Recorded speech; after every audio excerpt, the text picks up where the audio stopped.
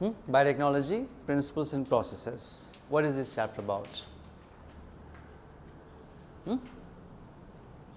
See, this is the definition of biotechnology. Biotechnology deals with the techniques of using live organisms or enzymes from organisms to produce products and processes useful to humans.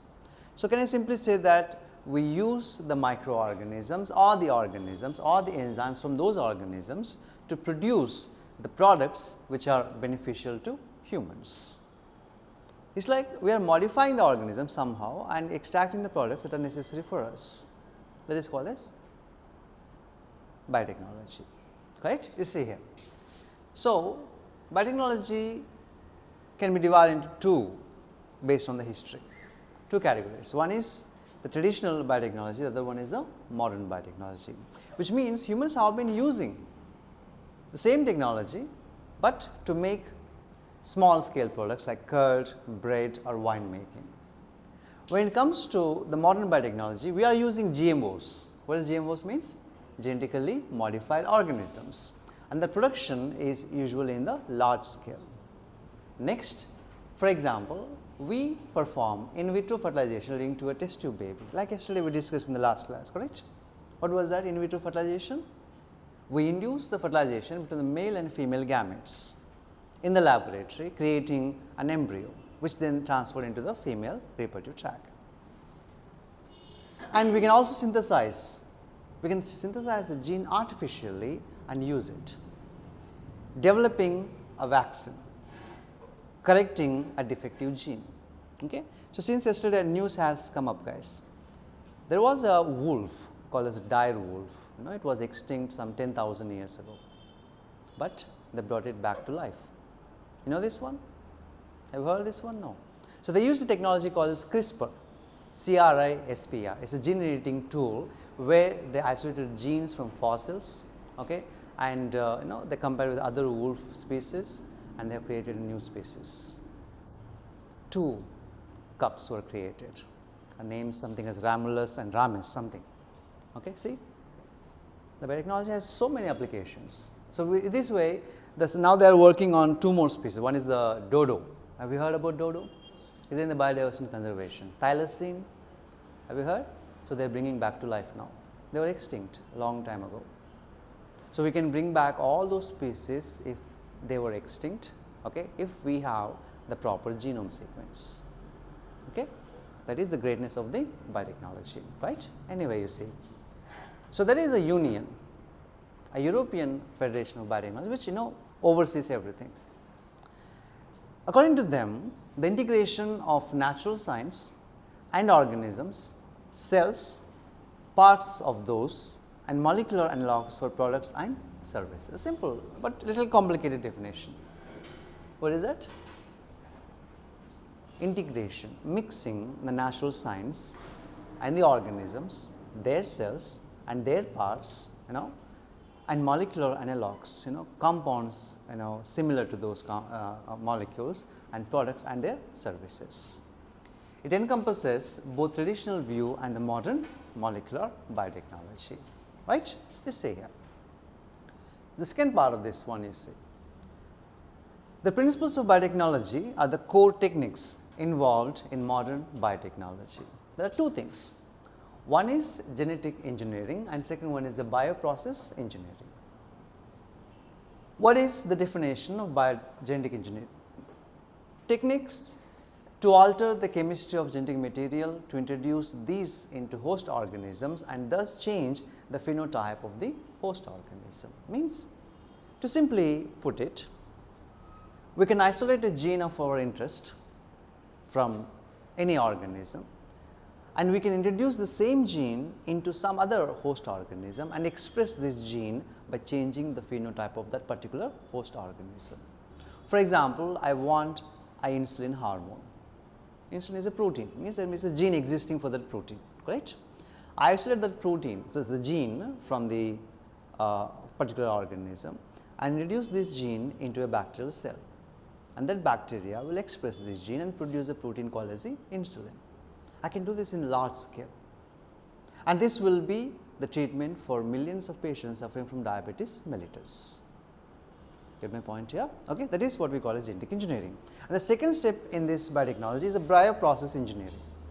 Okay, you do this, you isolated the gene, you have introduced, you have successfully transformed the cell. But how to grow it, how to maintain the conditions, how to produce the product in the large scale, all those things comes under, what is it? Bioprocess engineering. What is that you see? Maintenance of sterile ambience in chemical engineering processes to enable the growth of only the desired microbe or the eukaryotic cell in large quantities. So, when I transform a particular organism, I want only that to grow, not the others which haven't been transformed. So, I have to prepare, I have to provide conditions which are very suitable or optimum to the growth of that microorganism. And manufacture of biotechnological products like antibiotics, vaccines, enzymes, everything comes under bioprocess engineering. 2 steps: modify an organism, grow it.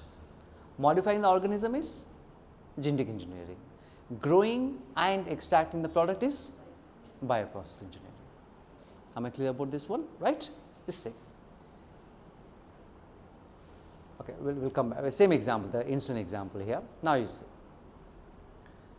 So, advantages of biotechnology over other techniques. Let us say. So, these are the 4 methods here.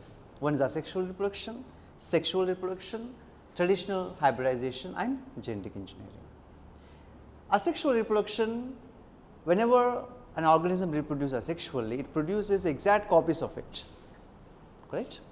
That means, its main purpose is to preserve the genetic information. I mean, same kind of genes are carried on from generation to generation. Any disadvantages? Yes. There are no variation, no new characteristics are generated unless it goes through some kind of mutations.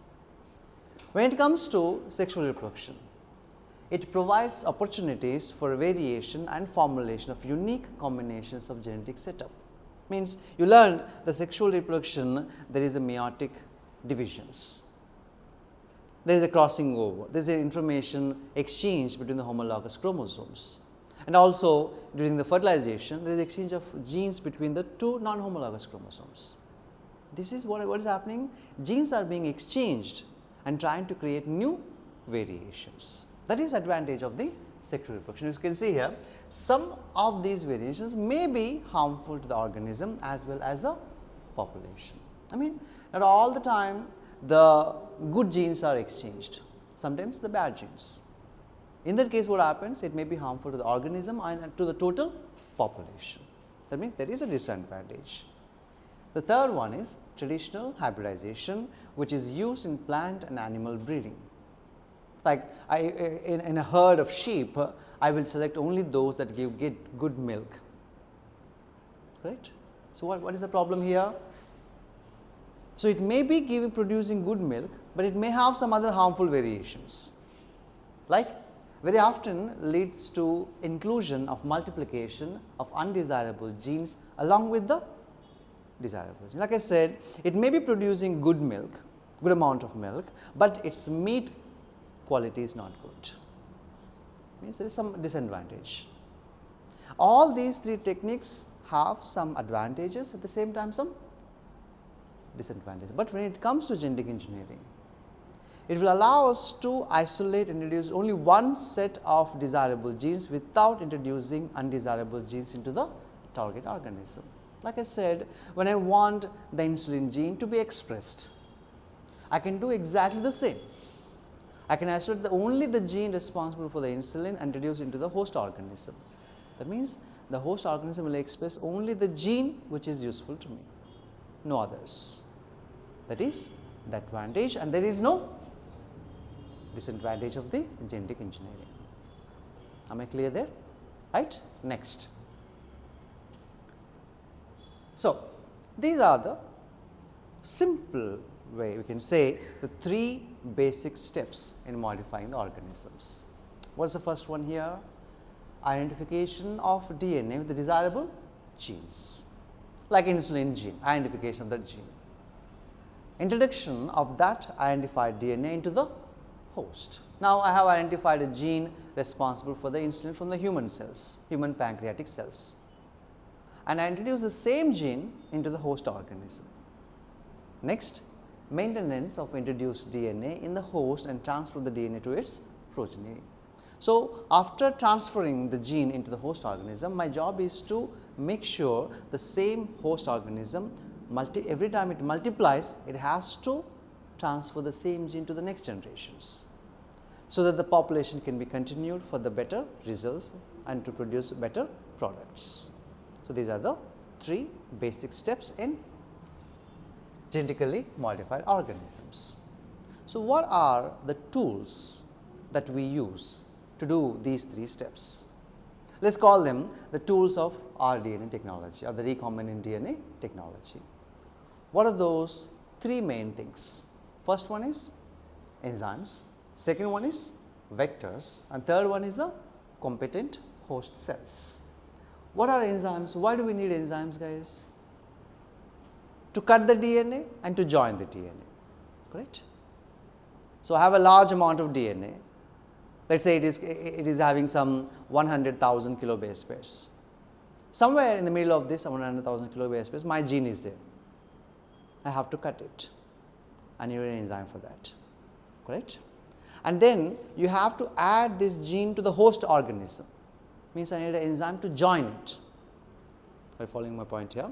One enzyme to cut it, other enzyme to join it. See here, there are 2 types of enzymes. I mean, most commonly used enzymes in the genetic engineering are nucleases, DNA polymerases and ligases. One kind of enzymes will cut it. The second kind of enzyme will multiply it. Third kind of enzyme will join it. The nucleases, what is the function? They catalyze the cleavage of the, cleavage means to break the phosphodiester bonds. And an enzyme to cut the DNA which can dissolve the phosphodiester bonds.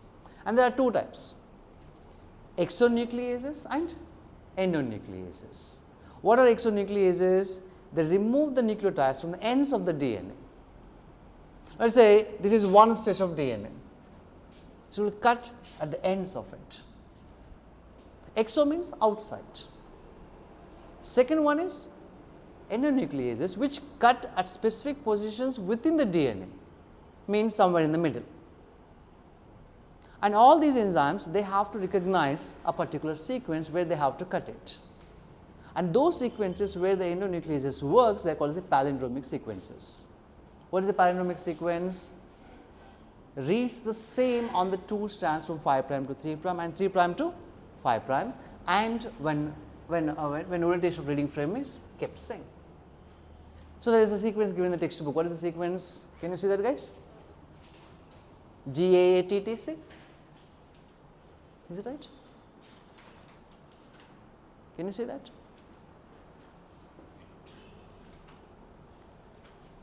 Can you see that one here? GAATTC. Here, guys, look at here.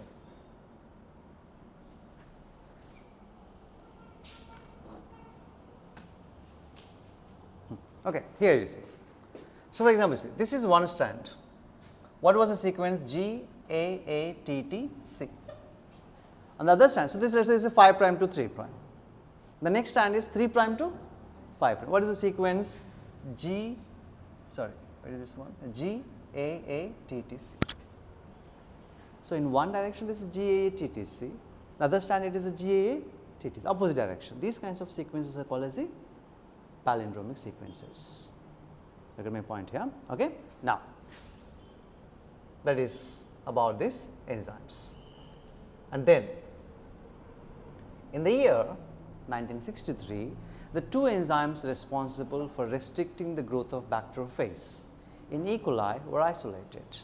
I mean, these enzymes isolated from the E. coli, they have the capacity to inhibit the growth of the bacteriophage by cutting the DNA at specific sequences. Which DNA? The viral DNA. One enzyme is called as a methylase, and it adds methyl groups to the bacterial DNA. I mean, this enzyme, it adds a methyl group to the bacterial DNA. And second one is restriction endonuclease, also called as the molecular scissors. What is it, guys? They cut the DNA of the bacteriophage. Do you follow my point here? So, these are the two enzymes discovered in 1963 in E. coli. So, which form the basis of our enzymes? See. So, let us say, let us talk about the first one here, restriction endonuclease. Restriction means, endonuclease means they cut the DNA in the middle. Their ability to cut the DNA is restricted to the specific location, not anywhere else. I mean, it is not these enzymes, they do not cut the DNA randomly. They cut at those specific locations which are called as recognition sites. You see here, till now more than 900 restriction enzymes have been isolated from over 230 strains of bacteria from prokaryotic cells, each of which recognize a different recognition sequence. Each enzyme has a different recognition sequence on the DNA. For example, here is an enzyme. What is it called as, guys? EcoR1. The name comes from the first letter is, what is it, guys? The genus Escherichia, and second two letters, what is those? Species, that is coli. Next, R is a strain called as the RY13, and 1 is order of isolation, where it was isolated first or second, correct? Next, you see, what are the functions? First one, when you add the enzyme to the solution of DNA, they inspect the length of the DNA sequence. The length of the, like I said, they do not cut the DNA randomly. They read the frame on the DNA. Once they encounter the particular sequence, then they will cut it. Binds to specific recognition sequence. Like, let us say, EcoR1 has a recognition sequence of palindromic sequence called as GAATTC. It will cut only that particular sequence between the guanine and adenine. In one strand, it is making a break between G and A. Another strand also same, is breaking between G and A. That means, it is breaking the phosphodiester bonds between guanine and adenine. That is the recognition sequence for the enzyme EcoR1. Second, it binds to the specific recognition sequence, and third, it cuts the two strands of double stranded DNA at specific points in the sugar phosphate backbones and leaves the single stranded portions at the ends. As you can see here, when they cut the DNA, it is not like they cut the DNA entirely at one time. They cut one strand in one location, other strand in other location. So, leaving something called as, what is this called as? Sticky ends. They are not the blunt ends, they call it sticky, means when other DNA is there, they can easily join together. So, the purpose of creating sticky ends is to ensure the binding of other DNA molecule to it. Getting point, right? You see. And then these overhanging stretches are called, what are they called, guys? Sticky ends. This is the same thing. Now, once it is done, you see, there comes one more enzyme. So, there is one enzyme to cut the DNA, the other enzyme to join the DNA. So, restriction endonucleases, they break the phosphodiester bonds, whereas ligases will form the diester bonds, joining the DNA molecules together. See, ligases. When the source DNA and vector DNA, source DNA means our desired gene, vector DNA could be a plasmid, it could be a plasmid. They are cut by the same restriction enzyme. The resultant DNA fragments have the same kind of sticky ends. So, vector DNA was cut with the same kind of sticky ends. The host DNA was cut with the same kind of sticky ends. And these two DNA molecules have to be joined together. Then comes the sticky ends are named so because they form hydrogen bonds with their complementary cut counterparts. Look at here. When it was cut in this such manner, Let us imagine this is the foreign DNA and this is the vector DNA. When they come in close contact with each other, what happens, guys? The thymine forms a bond with adenine. Again, thymine forms a bond with adenine. Here also same thing. Means it makes sure that the foreign DNA molecule and the vector DNA molecule form bonds, hydrogen bonds with their complementary nucleotides. And this stickiness facilitates the action of the enzyme. What's, guys, here? DNA ligase. That means, in order for the ligase to join the DNA fragments together, there has to be the generation of sticky ends. And those sticky ends are generated by cutting the DNA molecule by which enzymes? Restriction endonucleases. You getting my point here, right? Now, here, some points. The first restriction endonuclease, known as the, what is called HIN2, isolated and characterized 5 years later, recognizes the sequence of 6 base pairs. The first recombinant DNA was prepared by Stanley Cohen and Herbert Boyer in 1972. And we have what they did here, you see. They have an antibiotic resistance gene and introduced it into plasmid of the Salmonella typhimurium. So, they have created a plasmid. What is the plasmid called as? Recombinant plasmid, which was introduced into the Escherichia coli. So, what they did? Simple, guys. They want to incur antibiotic resistance to the E. coli. So, they isolated the gene. Then they have joined this gene to the plasmid of another bacterium called as the Salmonella typhimurium. They introduced this plasmid into, what is that? E. coli.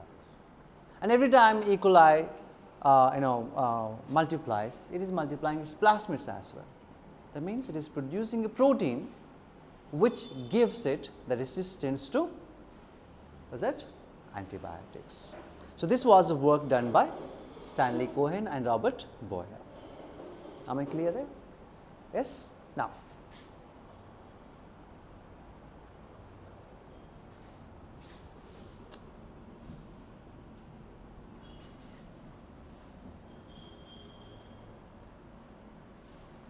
so next is the cloning vectors. Yes.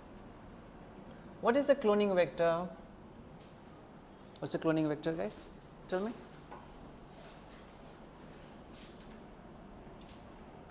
See, simple point. So, this is a bacterial cell, let us call it as the host organism.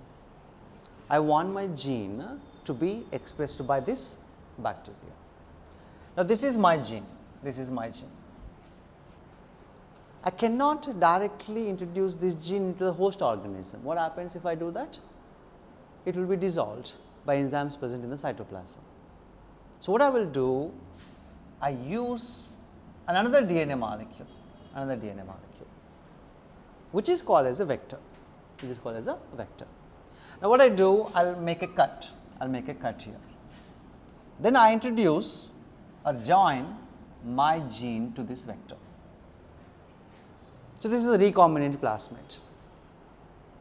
It was joined with a new DNA molecule. What was the DNA?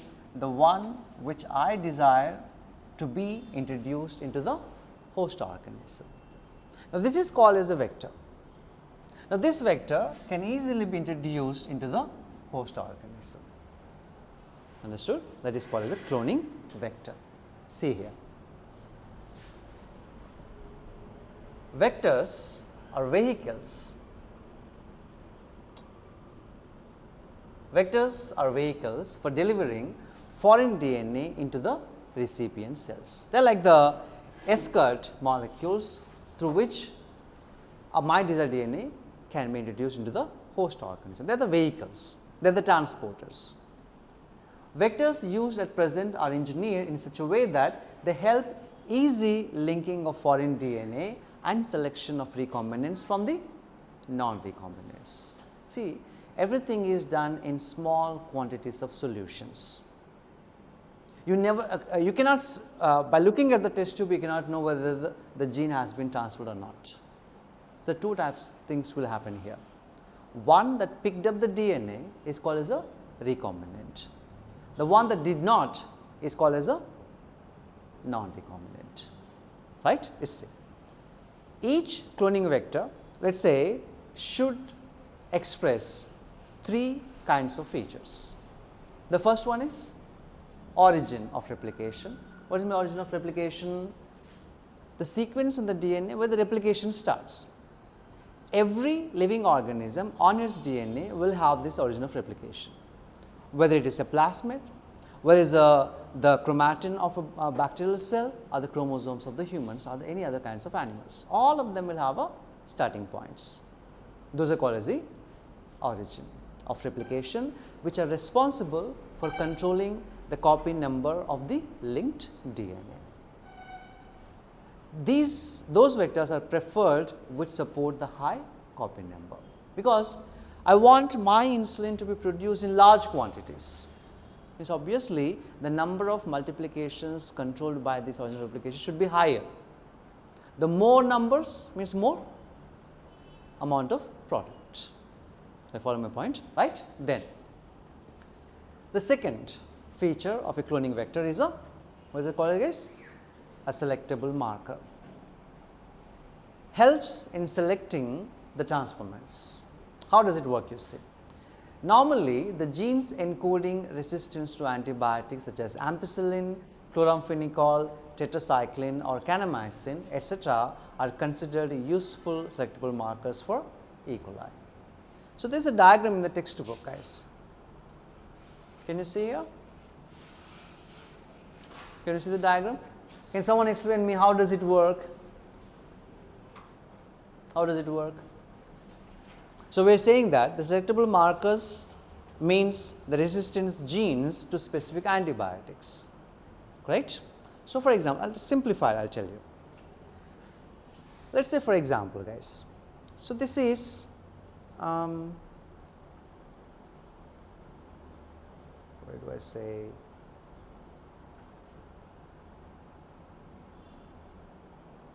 Okay.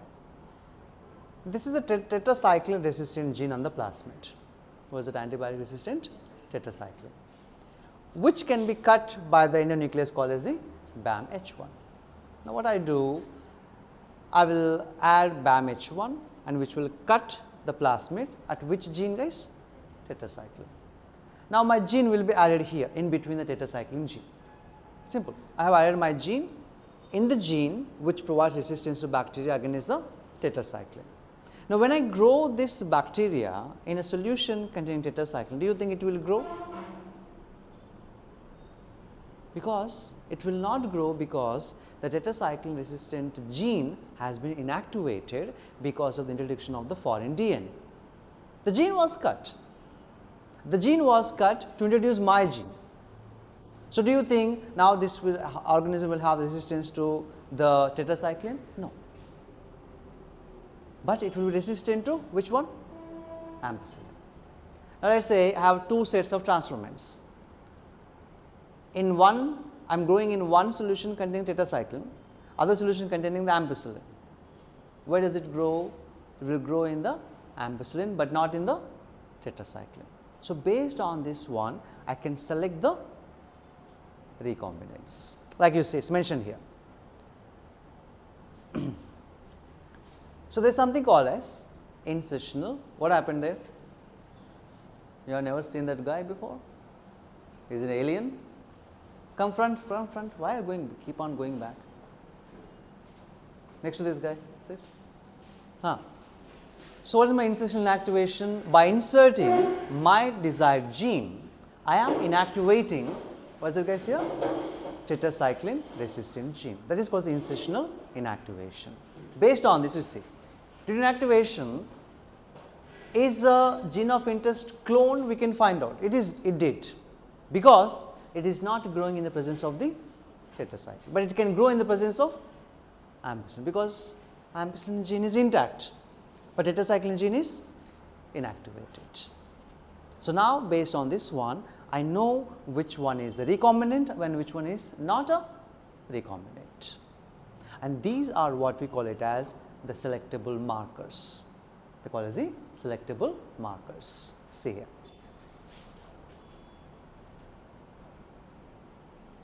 And generally, the normal E. coli cells do not carry resistance against any of these antibiotics. Generally, they do not have the resistance. By introducing the plasmid, only then they will get the resistance. So, if it is ampicillin resistant, recombinant. If it is not tetracycline resistant, it is a non-recombinant, this is a recombinant.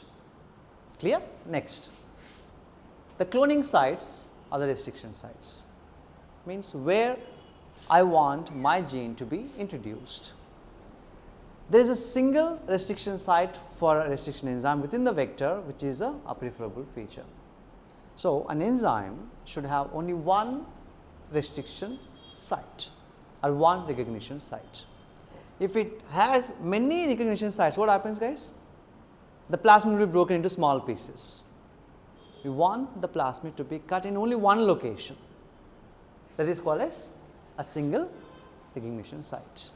Next, presence of more than one recognition sites within the vector will generate several fragments which will complicate the gene cloning. It's gone, the plasmid is actually gone. It's broken into many small fragments and it will take more time to join them together. So, it is having one cloning site is better than having more recognition sites. And the ligation of the alien DNA, the gene of interest is carried out at a restriction site present in one of the antibiotic resistant genes. So, these recognition sites are usually within the antibiotic resistance genes. And if you notice here, this particular plasmid, it has an origin of replication, correct? It has, let us say, different types of recognition sites for different enzymes. There is HIN3, BAMH1, SAL1. And what is this plasmid called as? PBR322, which is carrying two resistant genes. One is ampicillin, other one is a tetracycline. Am I clear there? Right? Same thing mentioned here, you see. Transformation. The process through which a piece of foreign DNA is introduced in a host bacterium, that is called as a transformation. So, my gene of interest is transferred into the host organism is called as a transformation. It can be done, you see. One is insertion and activation. Insertion of gene of interest within the antibiotic resistant gene, a selectable marker, results in inactivation or the formation of the coded product. It inhibits, it inactivates the particular antibiotic resistant gene. What is the hypothesis? For example, here, insertion of gene of interest at BAMH1 site in the tetracycline resistant gene. What happens there? If transformation fails, non-transformants are obtained in antibiotic lacking agar medium, but they do not grow on antibiotic rich medium. So, we will have two kinds of agar medium. What is agar medium means? So, generally bacteria can be grown in two different kinds of media. One is a liquid medium, other one is a solid medium. Solid medium containing a solidifying agent called as the agar or simply agar. So, this will solidify the medium where we can see the growth of the bacteria in the form of the colonies. Now, we grow in them two kinds of agar medium, one without antibiotics, one with antibiotics. So, what does it say here?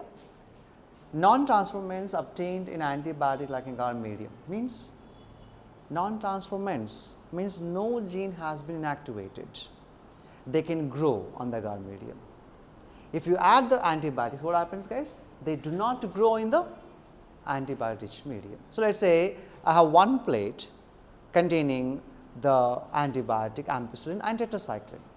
If one of the genes is activated, inactivated, what happens? None of the transformants will grow in the presence of the antibiotic because the gene was inactivated.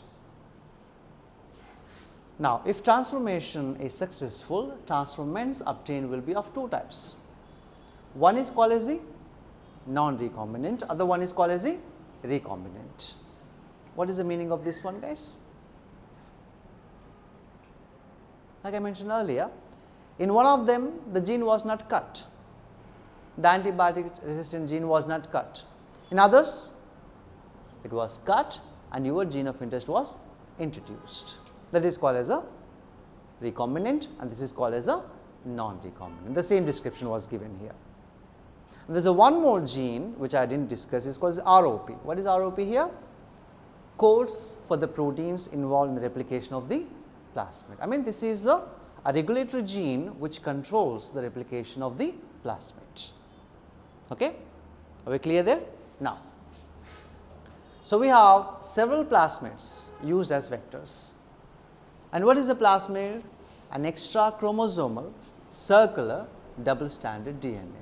I mean, other than the main central chromosome in the bacteria, some other small circular double stranded DNA molecules exist in the cytoplasm.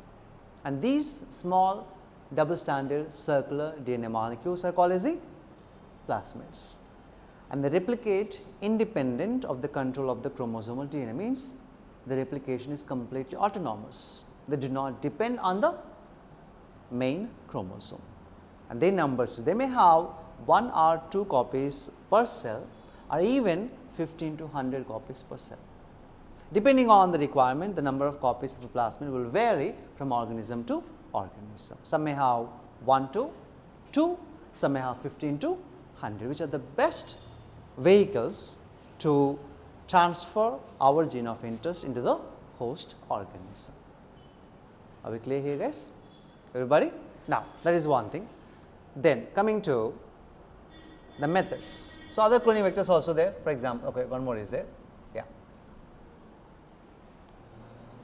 So, selection of recombinants due to inactivation of antibiotic resistant genes as in PBR322 is a cumbersome procedure because it requires simultaneous plating of 2 plates having different antibiotics. It takes in simple terms, you can say it's a laborious process.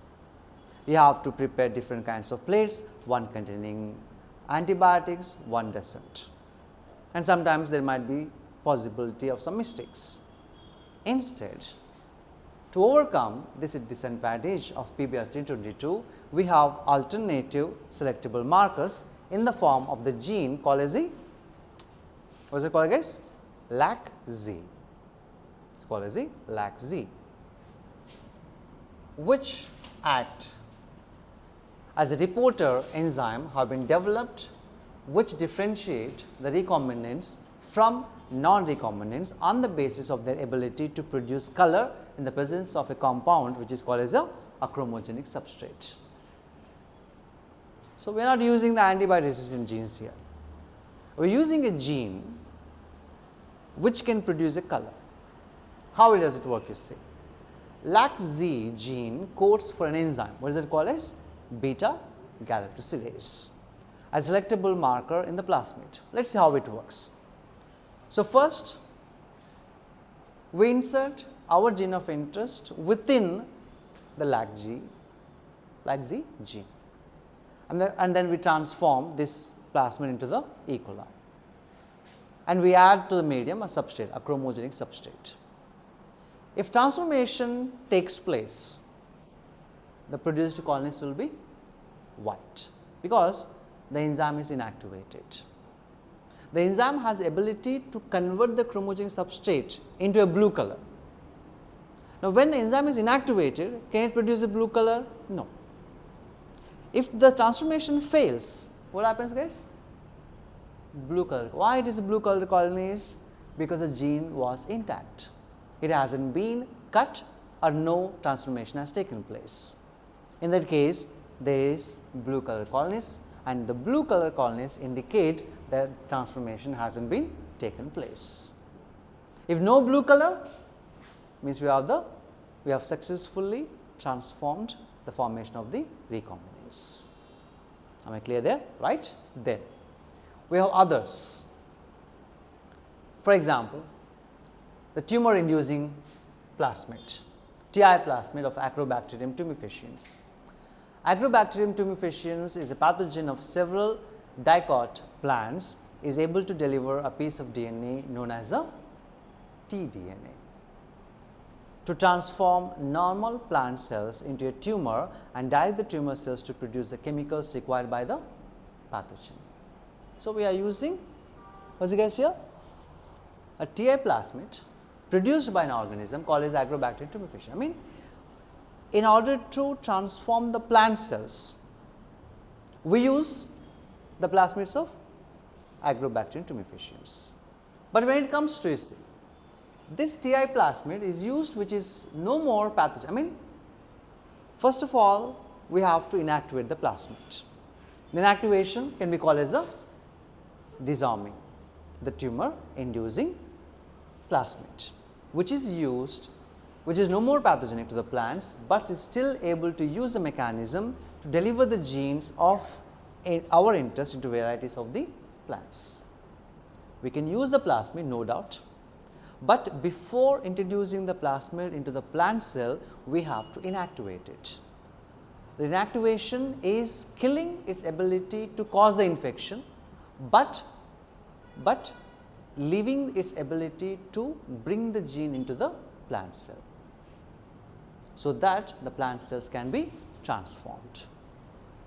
Next, we can use bacteriophages, which have high copy number than the plasmid. So, the bacteriophage means simply nothing but the virus which infect bacteria. And for humans, you see, animals, retroviruses in animals have the ability to transform normal cells into cancerous cells. Cancerous cells in the sense, the number of cells, I mean the division will be uncontrollable, more and more cells can be formed, and these cells have been transformed. And we can use the disarmed retroviruses to deliver desirable genes into the animal cells.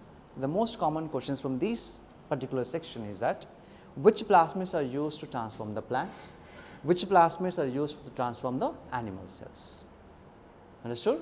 For plants, dicot plants, it is the plasmids of Agrobacterium tumefaciens, and for the animals it is the retroviruses. Understood? Wake up. Every class you sleep in the morning. What do you do in the nights? Huh? Yes, miss? Are we clear, everybody? Next you see. Other than the plasmid to transfer the gene, we can also use different methods. For example, there is something called as microinjection, ballistic or the gene gun. Next one, the heat shock method and the disarmed pathogen. What is microinjection? Recombinant is directly injected into the nucleus of the animal cell using micro needles. Ballistic guns, plant cells are bombarded with high velocity microparticles of gold or tungsten coated with DNA, like shooting the cells with the bullets made up of gold or tungsten, and these bullets are coated with DNA, small microscopic particles. We can heat shock means we can increase the temperature and allow the membrane to take up the molecules inside. Next one is the disarmed, as we just discussed, disarmed or the vectors of the Agrobacterium tumefaciens. So, these are the other methods. Then, what are the different types of hosts? You see, competent host for transformation with recombinant DNA. DNA is hydrophilic. What do you mean by the word hydrophilic? Hydrophobic means water hating, hydrophilic means water loving, right? It is hydrophilic, so it can pass to the cell membranes. In order to force the cell to take up the alien DNA or the recombinant DNA, it must first be made competent by treating with ice cold calcium chloride. So, yes, the DNA can be taken by the cells, but first we have to make sure that this DNA, the cells should think that this DNA is useful to it. To do that, first we have to make it, the word used is a competent, means it has to be taken up by the cell has to decide that. To do that, we treat with ice cold calcium chloride. Then what we do see? Entry of rDNA in host cell is due to the transient pores created by the heat shock. That is, what is the temperature, guys? 42 degrees centigrade, and not due to the calcium ions. Next, divalent cations increase the efficiency with which DNA enters the bacterium through pores in its cell walls. So, these methods, they simply creating small pores in the membrane through which the DNA can enter into the host cells. Great. Heat shock method, ice cold calcium chloride are the divalent cations. Now, so what is the process of recombinant DNA technology? So, this is simply a simple flow chart is given. What is the first one? Isolation of our desired gene, isolation of our DNA. Then fragmentation of DNA by restriction endonuclease. So, you have a long stretch of DNA, somewhere in the middle you have your gene of interest. So, you have to cut the gene of interest, isolate it by cutting the rest of the fragments aside. Then isolation of the desired DNA fragment through a method called as the electrophoresis. What is electrophoresis is mentioned here. What is electrophoresis, guys? Here. Separation of fragments of the negatively charged DNA molecules under electric field through a medium or the matrix. So, DNA is negatively charged, right? And which atoms provide the negative charge to the DNA? Which ones? The phosphates. Because of the phosphates, the DNA is known as the acid. Okay? So, these negatively charged DNA can be separated under an electric field through a medium or the matrix. And the most commonly used matrix of DNA separation is called as the agarose gel, so which is a natural polymer obtained from the seaweeds and separates the DNA fragments through the sieving effect. It means it forms a small thread like structures. So, through which the DNA molecule can move from its source to the positively charged, what is it called them, positive charged electric field. Then this is how it is done, you see, guys. So, first step is you have a small glass plate, like a plate with the sides extended. In that you pour the gel, you wait for some time, the gel will solidify. After that you make small troughs or the wells into which you add your DNA solution, and there will be a buffer running completely fill the gel. Next you collect the electricity. One side you have the cathode, other side you have the anode. What happens next? The gel itself is a sieve, like a network of fibers, and as a DNA you have many small fragments with varying sizes. Some of them are 1 kilobase pair, some of them are 100 kilobase pair, some of them are 1000 kilobase pairs. And you have on one side a standard sizes of the DNA as a reference. One will have 1 kilobase pair, 10 kilobase pairs, 50 kilobase pairs, like that. Then you will run the electricity and the DNA will move through these sieve of the agarose gel. Based on the size and its charge, they will move some distances.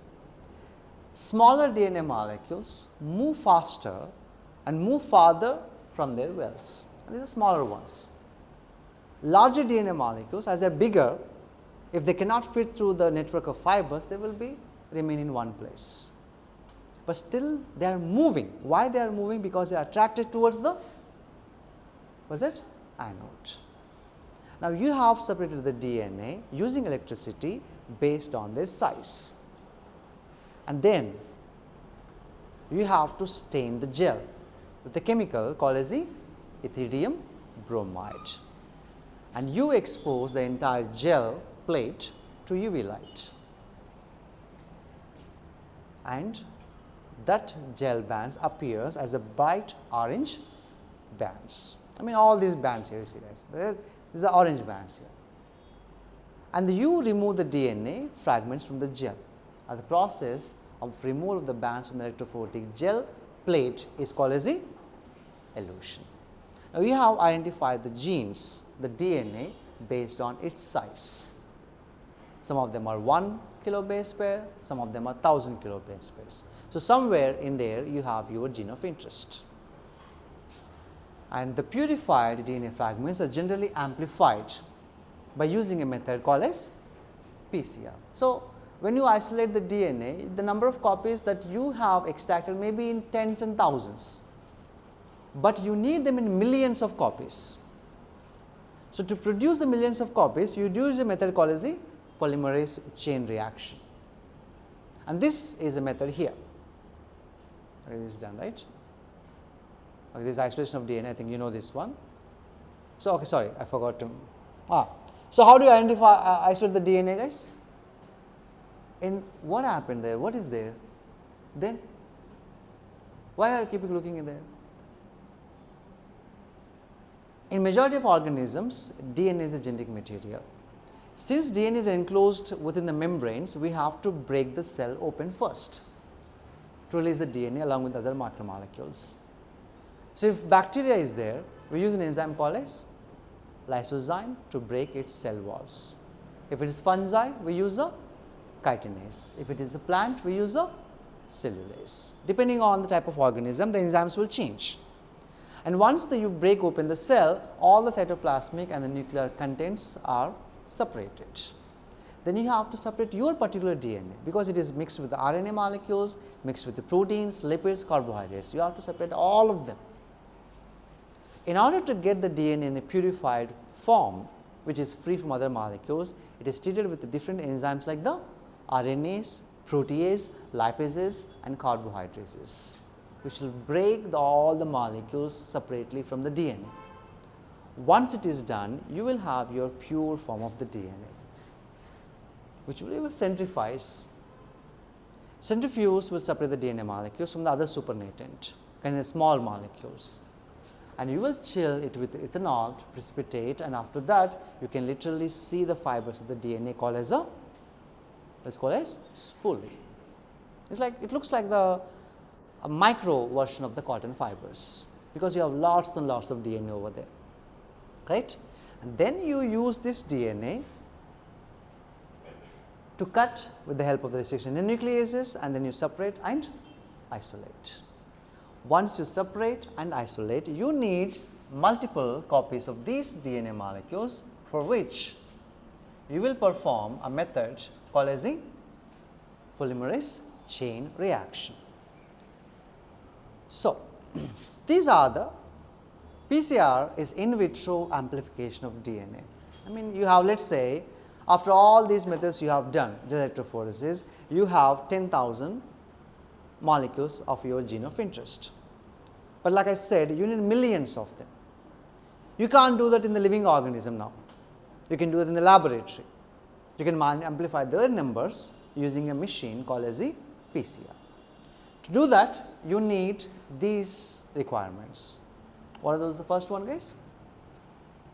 The nucleotides. To create a new DNA molecule, you need the nucleotides. You need the primers, which will bind with the DNA molecule, help the enzyme to extend that primer, and two sets of chemical synthesized oligonucleotides complementary to the regions of the DNA. And the primers that you are going to use are universal. They are complementary to any kind of DNA that can be used by the enzymes called as the polymerase. What does the tag polymerase means, guys? Isolated from an organism called as Thermus aquaticus, which can withstand the temperatures of more than, what is the temperature used in the PCR? What's the temperature, guys? Tell me, what is the temperature used in the PCR? Is it mentioned in the textbook? Check it, check the textbook. What's the temperature used in the PCR? Anywhere? No, right? It's about 70 degrees.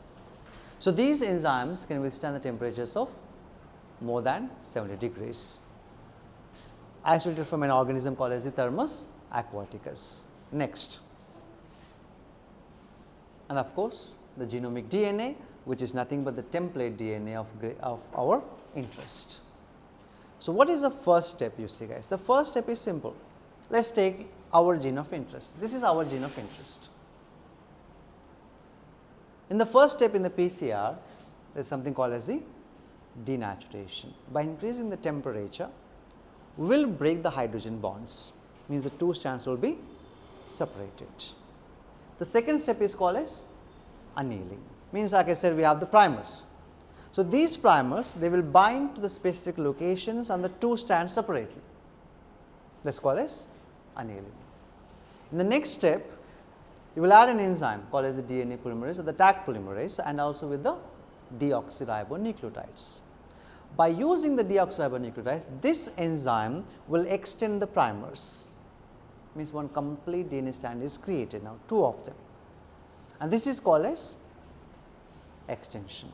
And the next step you see guys, the same thing, denaturation, annealing, extension is continued for 30 cycles depending on how many copy numbers you need. And this amplification will be done by how many times guys? 1 billion times. Let us say for example, in the beginning you have 1000 or maybe 10,000 DNA molecules. The second cycle you will have 20,000. Third cycle you will have 40,000. Fourth cycle you will have 80. And if you continue like this for 30 cycles, you will have millions of DNA molecules. Is it right? Yes or no? Because we need millions of them, because every time you use the vectors and the host organism, their numbers also in millions. In order to match the numbers, your gene of interest must be in large quantities. That can be done using the PCR. Once it is done, the amplified fragment,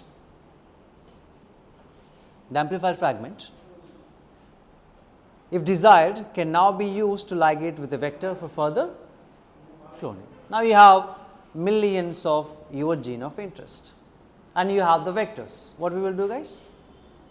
Ligation of our gene of interest to the vector by an enzyme called as the DNA ligase. After that, insertion of recombinant DNA into the host cell by using different methods like microinjections, biolistic methods, or the transformation, anything.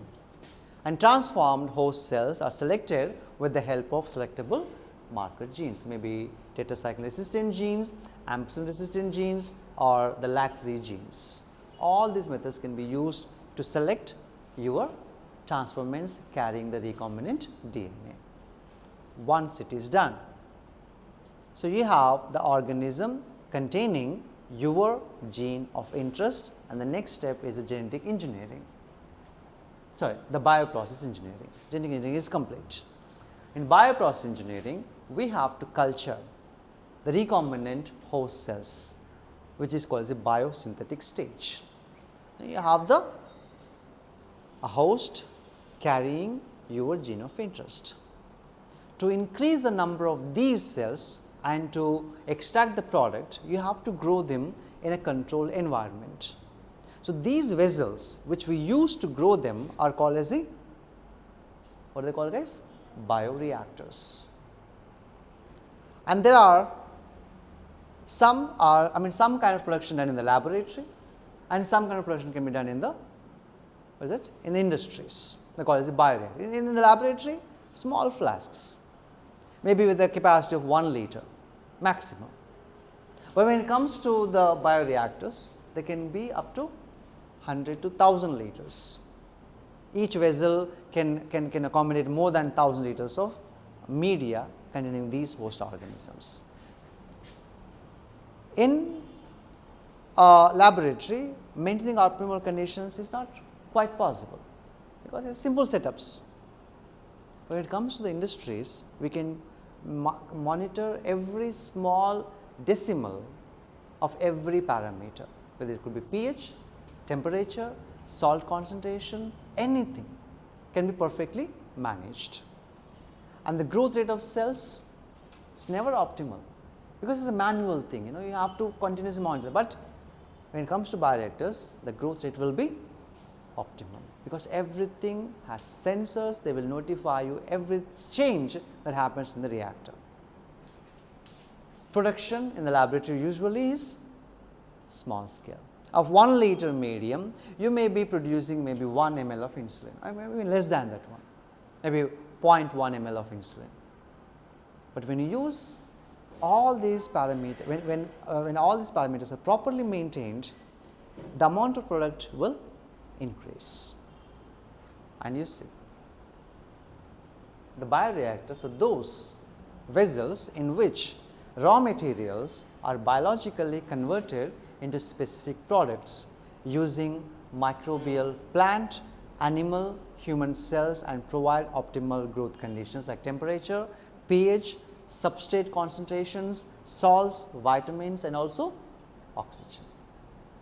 That means the host organism will use a substrate, produce the product that you need, provided all the conditions are maintained in the optimal levels. And these are reactors, you see guys. The most commonly used bioreactors are called stirred type, and they have equipped into them are generally these vessels are cylindrical or with a curved base for the proper agitation of the media, and this facilitates the mixing of the reactor contents. Second one, stirrer, that continuously moves to provide the proper supply of the oxygen, agitator system, oxygen delivery system, pH control, foam control, and the sampling ports. What does the foam control means?